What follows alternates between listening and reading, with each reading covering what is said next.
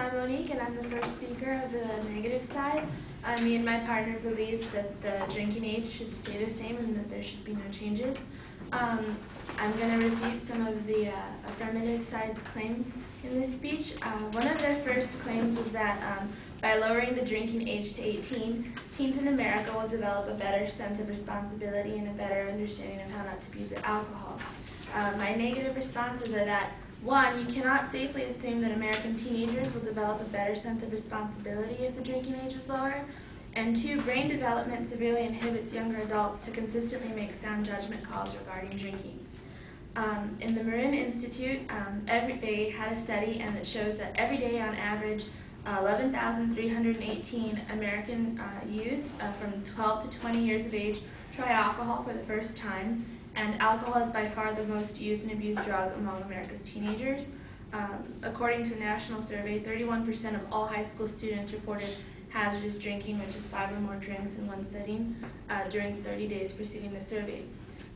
My conclusion is that if young adults under 21 are already exhibiting poor choice-making skills and making irresponsible choices in regards to drinking, it is dubious that they will change these habits if alcohol is more readily available. In fact, it is safer to assume that their out-of-control drinking and poor decision-making will become a much more severe problem than it is currently if alcohol is more readily available to them. In the Harvard magazine, Deborah Reuter stated that research during the past 10 years has revealed that younger brains have both fast-growing synapses and sections of the brain that aren't fully developed. This leaves teenagers easily influenced by their environment and more prone to impulsive behavior than their 21 and older counterparts, even without the impact of hormones or genetic predispositions. It is risky and negligent to assume that the adolescent age group, the same people with brains that are not fully developed in some of the most crucial regions, will develop a better sense of responsibility and a better understanding of how not to abuse alcohol when the parts of their brain which would enable them to do so are not fully developed until they're older. The affirmative side also claims that underage drinking will continue unless the drinking age is lowered. This claim is misleading because it assumes that the only way to stop underage drinking is to lower the drinking age. There are other ways to prevent underage drinking. StopAlcoholAbuse.gov, which is a government website dedicated to try and stop underage youth from abusing alcohol, stated that many communities are partnering with local police stations to implement comprehensive underage drinking programs. There are things such as compliance checks, shoulder tap programs, and falsified identification programs, which are being put in place to help stop underage drinking. Compliance checks help stop the sale of alcohol to underage youth. Shoulder tap programs, these were started in Delaware but are now spread nationwide. This discourages adults from purchasing alcohol with the intent to hand it over to a minor. Because what they'll do is they'll place like a decoy and they'll have a child like underage asking adults to buy alcohol for them, and if they do it, the police will arrest them after they hand over the alcohol. Also, fake or altered identification is often used by younger people to try and purchase alcohol illegally. And some states have changed the design of their driver's licenses to make it more difficult to alter them or reproduce them. Holograms are now in place and barcodes directly on the licenses that require all underage drivers. Also, they require all underage drivers to be photographed facing a different angle, which makes it more difficult to alter a minor's license.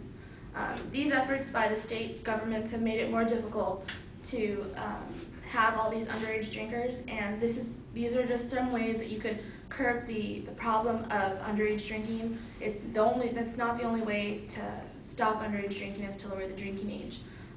Although lowering the drinking age would result in teens drinking legally, there would be more negative consequences. States that previously lowered their drinking age to 18 experienced an increase of alcohol-related accidents in the 18 to 20 age group. Raising the minimum drinking age back to 21 has decreased the percentage of fatal traffic accidents for those between 18 to 20 by 13% and has approximately saved 21,887 lives. Finally, the affirmative side also claims that 18 is the age in which someone is viewed as an adult. Since the benefits of adulthood come at this age, so should the ability to drink. Well, First of all, states that previously had a lower drinking age at 18 saw an increase of accidents and problems in the 18 to 20 age group, like I mentioned. Specifically, Massachusetts, Michigan, and Maine saw such drastic problems and such a drastic increase in accidents with the lower drinking age that they raised it back to 21. When teens drink alcohol, they are more likely to binge drink than people over the age of 21, thus demonstrating that teens are more prone to alcohol abuse than older demographics and should not be allowed to consume alcohol.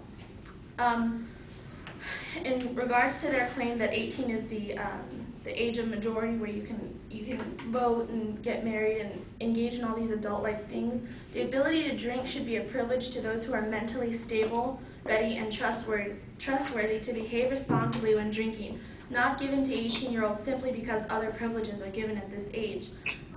Teens at the age of 18, 19, 20, and even 21 are still undergoing physical changes and mental growth, which clouds their judgment, and it's compromised, and they should not be given the legal ability to purchase and drink alcohol. It's just a recipe for destruction.